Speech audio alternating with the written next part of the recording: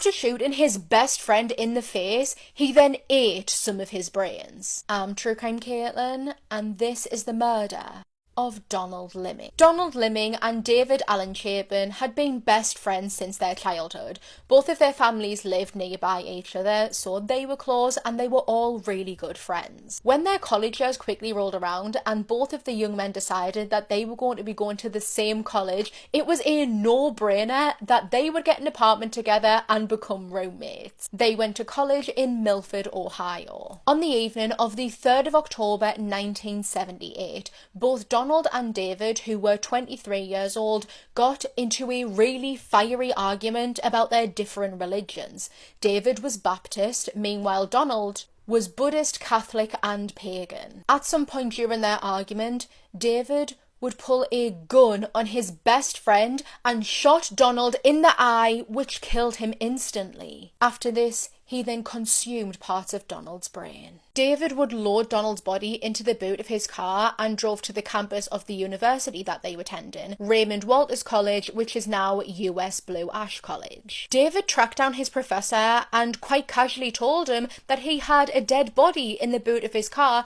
if this professor just so happened to want it, so he could dissect it in one of their classes. Obviously, the professor said absolutely not and contacted the police, who swiftly arrested David. At the beginning of his trial, he tried to put forward a plea of insanity. He was assessed by a court-ordered psychiatrist, and he told the psychiatrist that he had only ate part of Donald's brain because it was a mutual agreement. This was something that Donald wanted and consented to. The psychiatrist would note that as David was describing what he had done to Donald and what followed, he had a warm smile on his face. David Chapin would be determined fit to stand trial, and he would go on to be convicted of the murder of Donald Liming. Since his incarceration 47 years ago, he has applied for parole 6 separate times, all of which have been denied.